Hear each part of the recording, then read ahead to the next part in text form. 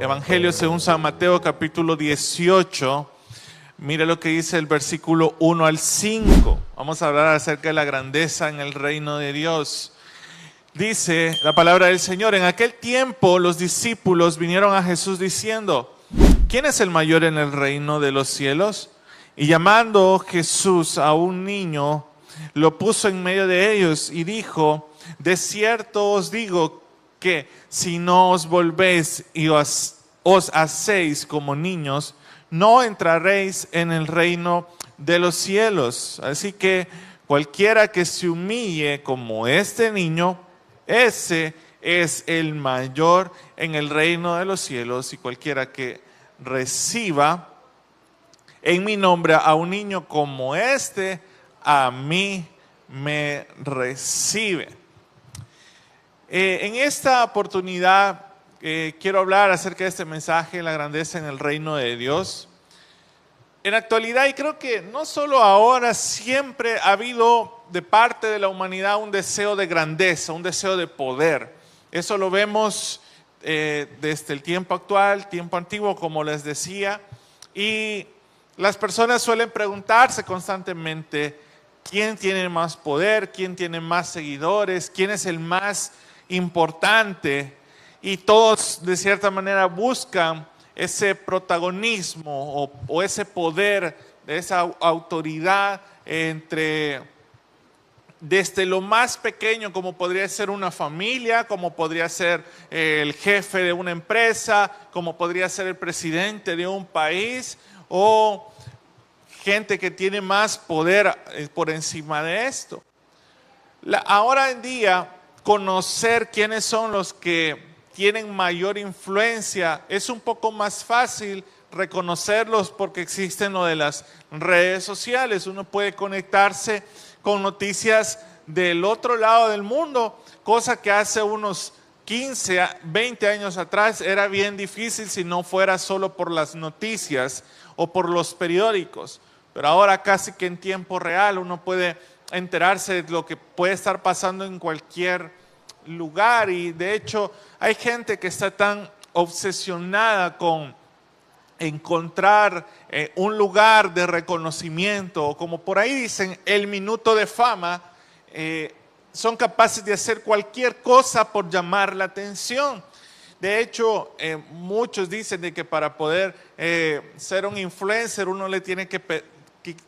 se tiene que quitar el miedo o la pena de hacer el ridículo en público, ¿verdad? Y uno se da cuenta que ahora en cualquier red social, Facebook, Instagram, TikTok, etcétera, uno encuentra de todo, gente haciendo cualquier cosa ridícula con tal de llamar la atención, ¿verdad? Y que más personas lo vean. Eso ahora lo consideran un trabajo, ¿verdad?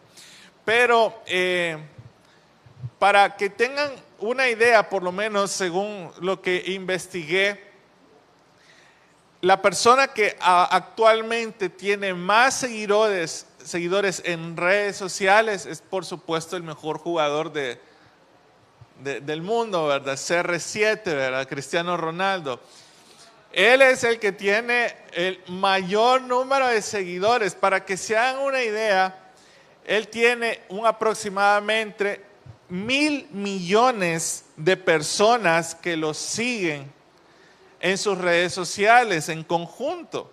Entonces, ponga esa perspectiva: 1.000 millones para 8.000 millones de personas que son alrededor del mundo.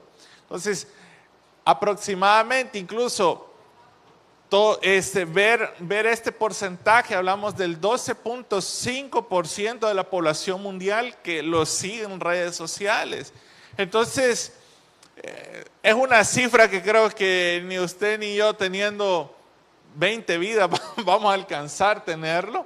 Pero para que se haga una idea, él dice, o según noticias, ¿verdad?, que una publicación de él en historia de Instagram cuesta $1 millón. Para que él suba una imagen, a él le pagan $1 millón.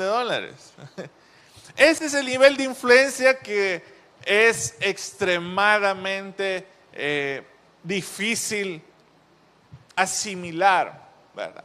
Esto es en el caso de del más grande que lo siguen en redes sociales, ¿verdad? Ahora bien, para poner en una perspectiva ya más nosotros, vemos de que en un momento los discípulos estaban cerca de Jesús y tenían esta interrogante: ¿quién es el mayor? Y ellos también entraron con este énfasis, con esta preocupación acerca de la grandeza, porque ellos en su pensamiento consideraban o creían de que Jesús ya había pensado en alguno de ellos para otorgarles cierta influencia, cierto poder, y ellos querían saber como que quién era el que iba a gobernar en el tiempo terrenal. O sea, ellos pensaban de que el gobierno de Jesús iba a ser como que en ese momento, mientras él estaba, iba a controlar todas las naciones. Muy probablemente lo pensaban así, y ellos necesitaban saber, bueno, ¿cuál va a ser mi país? Quizás, ¿cuál va a ser el área que tú nos vas a entregar? Entonces, vemos acá de que ellos sí tenían esa pregunta de que quién iba a ser el mayor. Y sorprendentemente Jesús habló de su humillación mientras ellos pensaban de su propio progreso. Y eso en definitiva viene a ser al mismo tiempo, estas dos cosas, humillación y progreso, para Jesús vienen en una misma línea. Y esto es bastante importante, y aunque pareciera un mensaje, por lo que leímos, sí hay que ser como niños, pero hoy quiero tratar de abordar algunos aspectos que creo yo que nos van a ser de mucha importancia. No solo lo vemos en esta ocasión, lo vemos más adelante en Mateo 20, no lo vamos a buscar, pero aparece quien es la madre de los hijos de Zebedeo, o sea, la madre de Santiago y de Juan. Y habla la escritura de que la mamá de estos dos discípulos se acerca a Jesús y le dice a Jesús: ordena que en tu reino uno se siente a tu izquierda y el otro se siente a tu derecha. Esta señora tenía una percepción de sus hijos, cosa seria. Y la Biblia narra que pues cuando se dieron cuenta de que la mamá de estos discípulos le pidieron eso, la vieron feo, ¿verdad? Fue como que, ay mamita, ya va, ya querés el protagonismo, ¿verdad? Y hay gente que le gusta el protagonismo en todo, ¿verdad? En los chats, por ejemplo, los que son padres, ¿verdad? Y tienen a todos los papás adentro de un chat, siempre hay una que sale: ay, yo me ofrezco para no sé qué, o que mi hijo salga no sé cuándo, ¿verdad? Cosas que pasan, ¿verdad? Y en este caso igual, la mamá de estos discípulos tenía esta idea de que uno se sentara a la izquierda de Jesús y el otro a la derecha. Me sorprende, y no quiero abordar mucho este punto, pero Jesús les hace la pregunta que si ellos estarían dispuestos de tomar de su copa y de pasar por el bautismo que ellos iban a pasar. Obviamente no era de un sentido literal de una copa o de un bautismo para ser bautizados, sino que hablaba acerca del sufrimiento que ellos iban a pasar. Me sorprende, y de verdad lo digo como énfasis, ¿verdad? Porque ellos dicen: sí, nosotros estamos dispuestos. Y Jesús no los reprende porque les estuviera mintiendo, porque de hecho ustedes lo pueden leer en su casa. Jesús les confirma: de cierto les digo de que ustedes van a beber entonces de mi copa y van a pasar el bautismo, pero quien se siente a mi izquierda o a mi derecha, eso no lo voy a decir yo, lo va a decir mi Padre, dice. Entonces eran personas que de verdad tenían pantalones bien puestos, que sabían a lo que iban. O sea, no estaban nada más como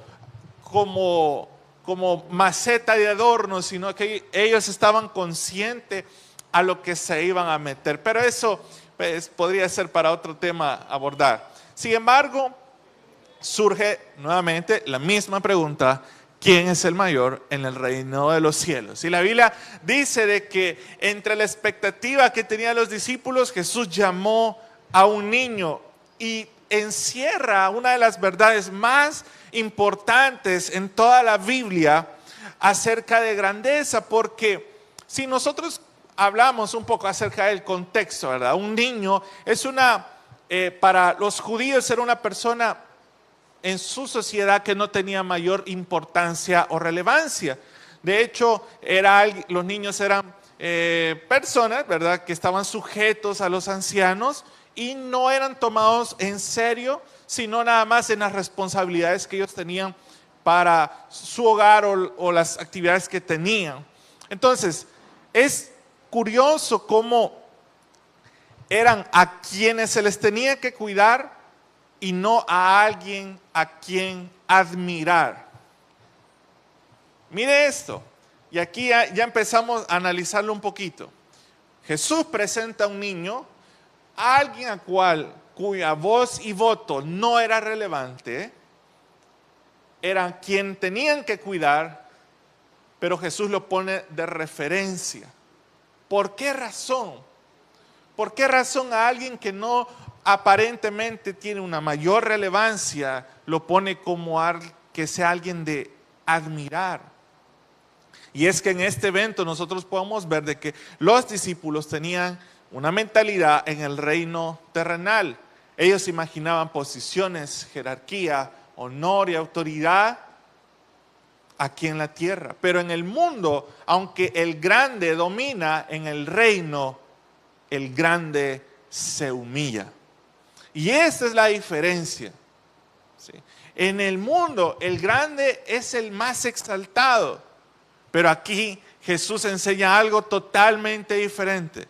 El que quiera ser grande tiene que humillarse. Pero ¿qué vemos acá? El primer aspecto que vemos es el problema en el corazón humano. Porque siempre está en busca de grandeza. Usted siempre va a ver, por ejemplo, a alguien que le gustan los carros, ¿verdad? Si uno tuvo un primer carro, rara vez alguien dice, yo me voy a quedar con este carro por el resto de mi vida. Siempre va a querer uno más reciente, uno que sea más cómodo, uno que sea más bonito, y siempre vamos a querer más. No estoy hablando de intenciones por las cuales uno quiere el carro, sino que uno siempre va buscando algo mejor o algo mayor. Entonces, los discípulos en este caso no preguntaban cómo entrar al reino, sino quién iba a ser el mayor. Entonces, acá vemos algo que revela el corazón de ellos, que buscaban reconocimiento, que buscaban ser los primeros, pero mientras Jesús hablaba del reino, ellos pensaban en estatus. Ellos pensaban en ese reconocimiento. Y es acá donde vemos y entendemos que el liderazgo verdadero sirve, no se impone. Y esta ilustración acerca de Jesús poniendo a un niño en medio nos hace reflexionar de que Jesús toma a alguien sin prestigio y lo pone en el centro para dar una idea central muy importante. Él está diciendo de que el modelo del reino no es el poderoso, sino que el humilde. Eso es importante. Los niños como tal no son buenos. O sea, cuando hablamos de un niño 4, 5, 7 años, no son buenos para engañar, son bastante ingenuos y difícilmente pueden engañar a un papá. Entonces, cuando somos buenos para esconder nuestra identidad y engaño a los demás, entonces no nos estamos pareciendo a Jesús. Cuando Jesús pone este ejemplo de ser como niño, hay algo importante, y es que la identidad que nosotros tenemos va a definir nuestra actitud delante de Dios y delante de las personas. Te lo explico de la siguiente manera. Usted probablemente le ha pasado en alguna ocasión que anda una gran hambre y de repente dice, bueno, con esta semita voy a engañar el estómago hasta la hora de comer. ¿Quién no ha dicho eso? ¿Sí? Uno se engaña a sí mismo y dice, no, con este café o con este litro de soda voy a engañar mi estómago para la hora de comer, ¿verdad? ¿Quién no ha querido en algún momento decir cuando se levanta en la mañana y usted, digamos, comió bien la noche anterior y no se levantó inflamado y usted se mira en el espejo y se ve delgado? Usted dice, yo quisiera tener este abdomen siempre, ¿verdad? Pero nos estamos engañando porque sabemos de que unos minutos después, cuando ya nos hayamos comido la cora de francés con frijoles, ya se nos vuelve a hinchar el estómago, ¿verdad? pero normalmente podemos vivir como con ese engaño. Entonces, muchas veces, hermanos, este aspecto también lo podemos ver en un sentido espiritual, que podemos venir a la iglesia y nos podemos autoengañar a nosotros mismos diciendo, no, pues ya fui a mi iglesia, estoy bien en mi relación con el Señor para esta semana. Podemos decir, bueno, ya oré, por lo menos este momento que estuve aquí, ya el resto de la semana me va a ir bien porque ya lo hice una vez. Y tenemos una idea errónea acerca de nuestra cercanía con Dios y la realidad de las cosas es que no estamos cerca. Nuestra identidad entonces no se refiere al encuentro con Dios de un solo día, sino es algo que debemos de anhelar todos los días. Jesús sabe que debemos de volvernos a ser como niños pequeños. ¿Saben por qué? Porque no está en nuestra naturaleza el pensar de que vamos a tomar un lugar bajo o humillarnos a nosotros mismos, mucho menos cuando hemos alcanzado algo. Y es acá donde se batalla mucho el orgullo en las personas. Dicen por ahí de que uno no deja de jugar porque se hace viejo, sino que se hace viejo porque dejó de jugar. Y todos llevamos un niño dentro, pero obviamente por experiencias, por los años, por mucho trabajo, por las presiones, también lo tratamos de adormecer mucho. Y en este sentido, para pensar en ser como niños, creo que una de las cosas o de las virtudes que podemos ver en un niño es que siempre va a tener la expectativa de que algo nuevo va a pasar. Normalmente un niño no vive quejándose de los años anteriores, ¿verdad? No se vive con preocupaciones de del pasado que tuvo, porque apenas es un niño. Pero cuando nosotros pensamos en nosotros mismos, en ser como niños, tenemos más ideas de resentimiento, tenemos más ideas de decepciones, tenemos más ideas de que los tiempos de antes fueron mejores que los de ahora. Y nos estamos perdiendo la oportunidad de vivir lo nuevo de Dios. La misericordia que se renueva cada día en nosotros, no la estamos contemplando y no la estamos disfrutando.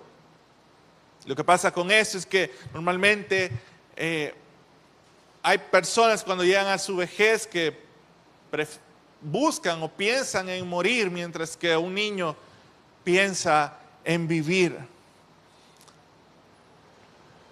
Entonces, ¿cuál es la condición para entrar al reino? Mateo 18:3 dice, si no os volvéis y os hacéis como niños, no entraréis en el reino de los cielos. Aquí esta palabra volverse es la misma que se usa para arrepentimiento, que es cambiar de dirección y transformar la manera de pensar. Si no volvéis y os hacéis como niños, si no nos arrepentimos de aquellas prácticas o de aquello que nos alejó de tener un corazón con constante fe delante del Señor. Y lo que pasa, mis hermanos, es que cuando crecemos, en lugar de creerle más a Dios, lo cuestionamos más.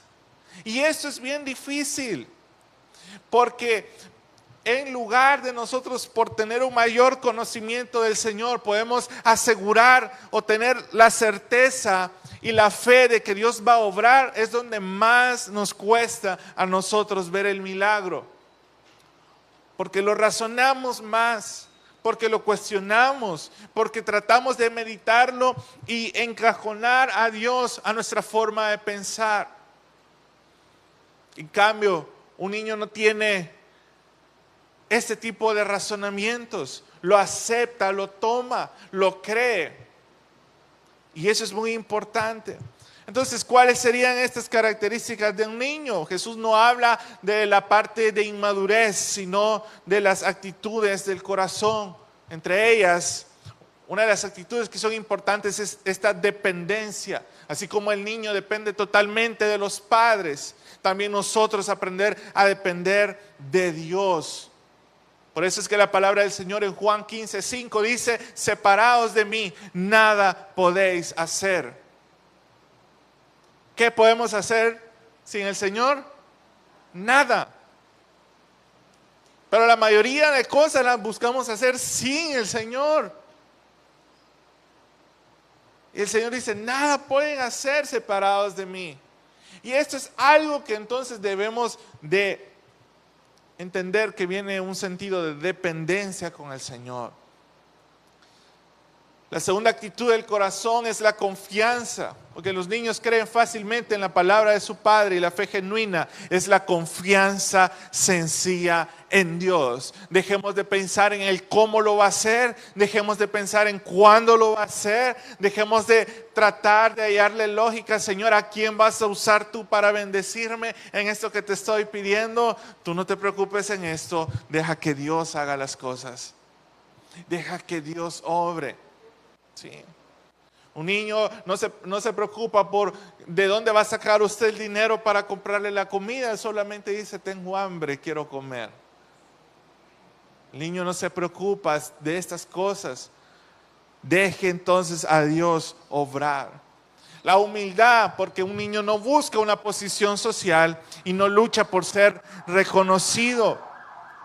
El versículo 4 en Mateo 18 dice: cualquiera que se humille como este niño, ese es el mayor en el reino de los cielos.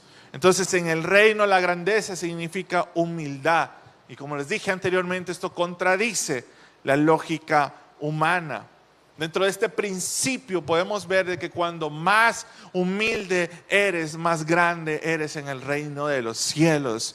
Y hablamos de humildad no por vestimenta, no porque tú vives en una casa de X forma, sino por la actitud del corazón.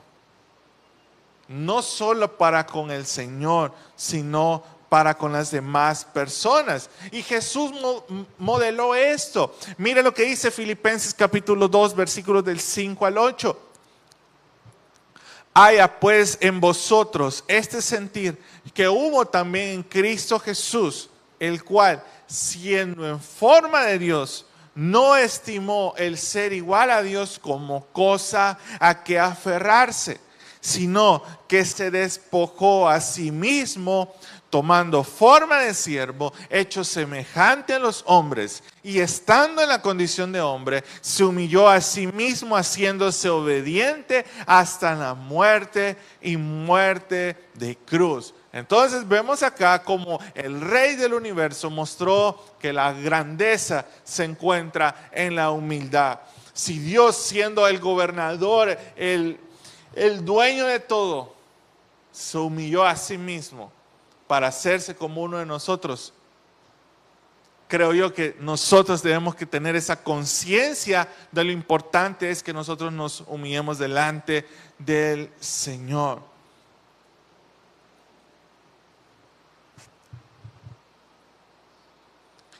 Cuando Jesús habla acerca de los niños, no habla también solo de ser humildes, sino también valorar a los humildes, porque vemos acá que Dios se identifica con los pequeños, y esto incluye las personas humildes, los creyentes sencillos, las personas olvidadas. Y en ese sentido, mis hermanos, hay algo que quiero mencionar, y es acerca de lo que es la honra, porque nosotros fácilmente podemos tener una actitud buena, por ejemplo, con el jefe. Cuando viene el jefe, no, sí, jefe, lo que usted diga, dígame qué le puedo hacer. No le hacemos mala cara, o por lo menos tratamos la manera de no hacer mala cara, ¿verdad?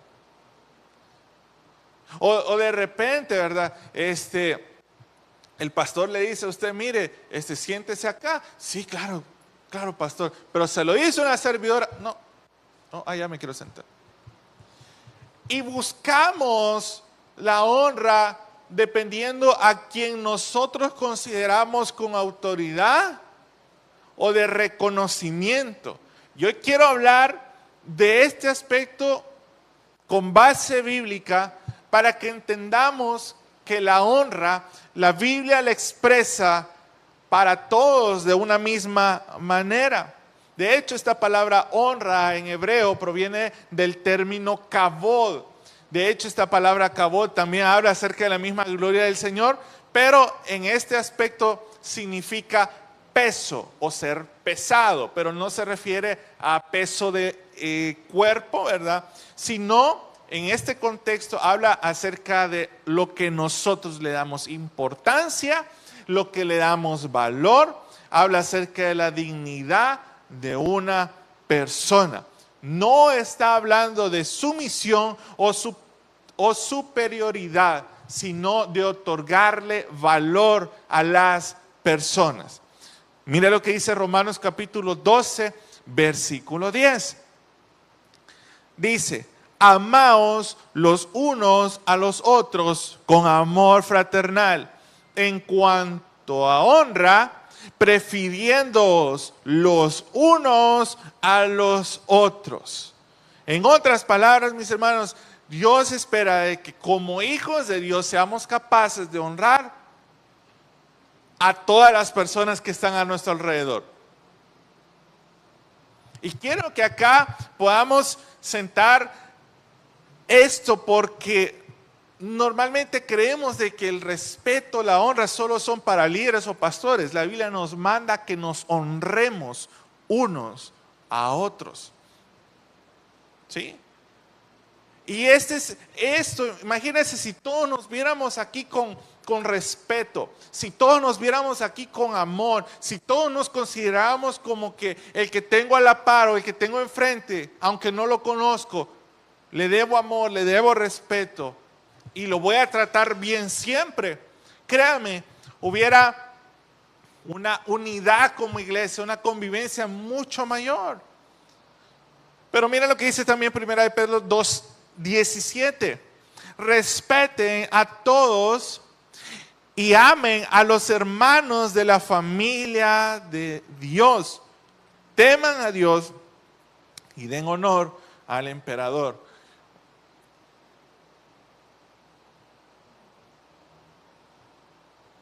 Yo creo que lo leí en otra versión. Pero dice, respeten a todos. Poner en la versión 60, en la que pusiste, por favor.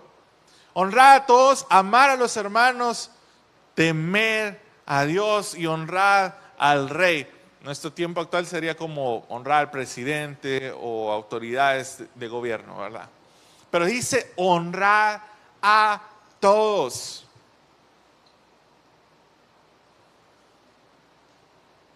A veces nos cuesta honrar a otros.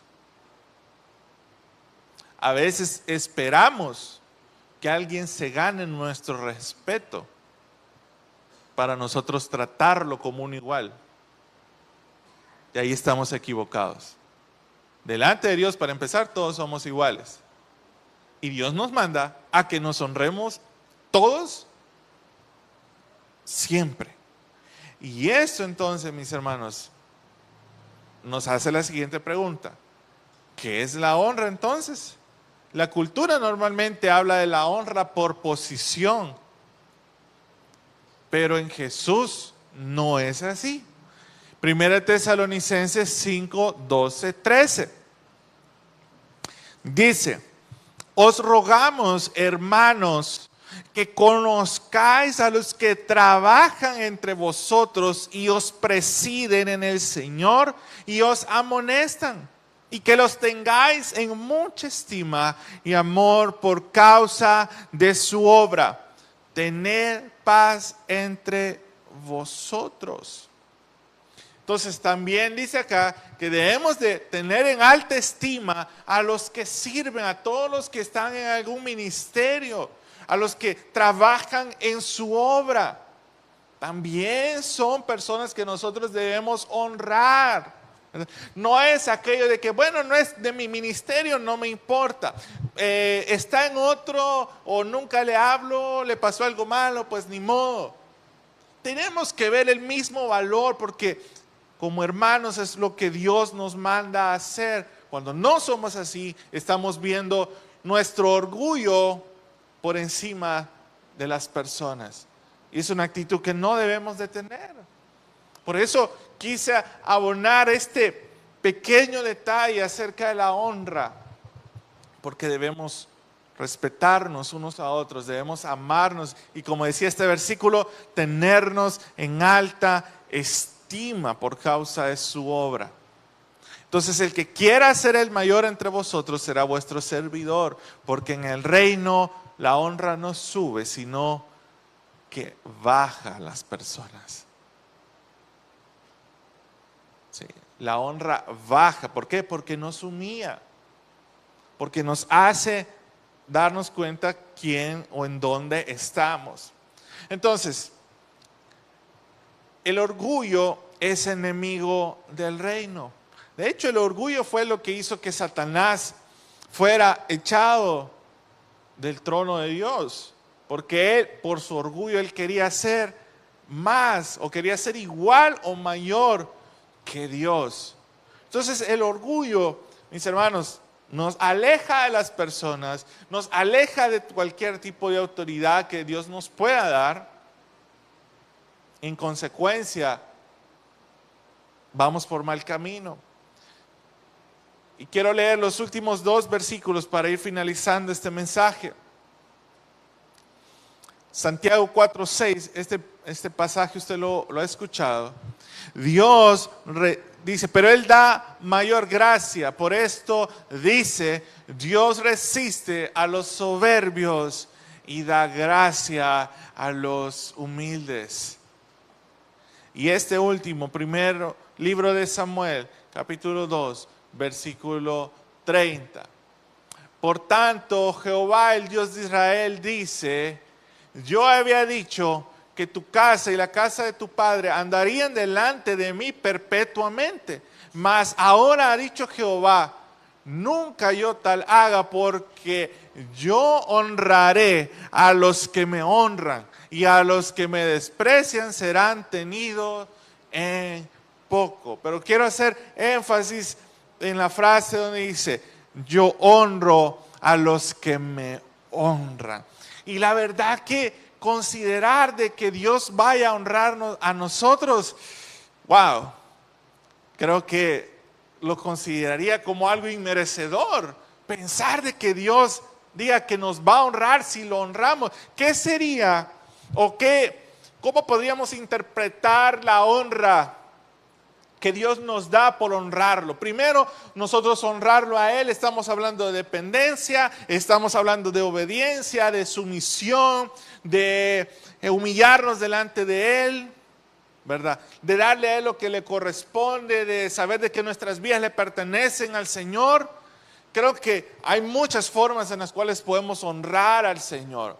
Pero dice acá, creo que nosotros hablamos mucho acerca de cómo honrar al Señor, pero el pensar de que Dios nos va a honrar, lo podríamos reducir, por decirlo así, en que Él va a respaldar aquello que nosotros hagamos, de que Dios va a tomar el control de aquellas cosas que no sabemos qué hacer, de que Dios nos va a levantar cuando nosotros no tengamos fuerzas, que el Señor nos va a dar la victoria cuando no sepamos qué hacer. Así que yo no sé usted, hermano, pero creo que es muy importante entender el nivel de honra, porque entre más nosotros nos humillamos delante del Señor, Él es el que pelea por nosotros. Y realmente en el mundo, el grande se levanta sobre los demás, pero en el reino de Dios, el grande se inclina para servir. Mis hermanos, el Señor quiere que cada uno de nosotros en esta noche entienda la importancia de que el reino de Dios, si Jesús pone a un niño, es porque necesitamos aprender a ser más sencillos delante de su presencia. Lamentablemente, hermanos, estamos en creo que no es ni siquiera de ahora, es algo que ha pasado desde el inicio de la iglesia, o la iglesia primitiva. Siempre han habido luchas por la verdad.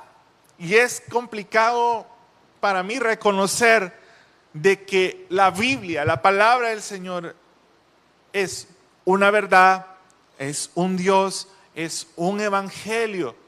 Pero alrededor de tantos siglos de la iglesia, ha habido tantos pensamientos humanos que han querido plasmar interpretaciones bíblicas para buscar la verdad absoluta respecto a Dios. Y eso ha traído en tanta división a la iglesia ahora en día. Por eso es que ahora existe tanto letrero de iglesia, porque no hay unión, hay división. Porque no hemos aprendido a respetar también a los demás, hermanos. Porque mucha gente actualmente vive con esa lucha, con esa pelea de quién tiene la razón, qué iglesia tiene la mejor doctrina, qué creen esto, qué creen lo otro. Y al final son aspectos secundarios. Y nos perdemos de lo mejor. Hermanos, seguir a Cristo no se trata de tener un estandarte para decir yo tengo la verdad absoluta y por eso yo sí me voy a ir al cielo. Seguir a Cristo no se trata ni de rótulos, no se trata de doctrinas de hombres, no se trata de razonamientos para sentirme superior a otros o que yo no estoy equivocado.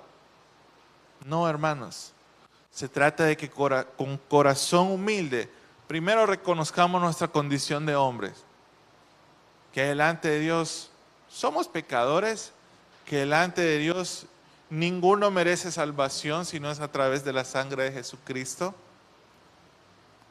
Como leímos que separados de Dios nada podemos hacer.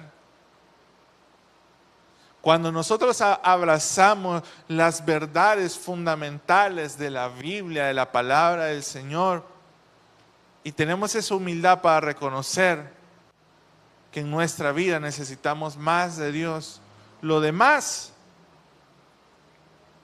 viene a ser secundario. Necesitamos en verdad creer en Dios, no con tanto peros, sino con la confianza que de verdad Dios lo puede hacer. No permitamos que nuestro conocimiento, no permitamos que nuestra doctrina sea un tope para conocer más cerca al Señor. Porque si no, como dijo alguien ahí, de oídas te había oído.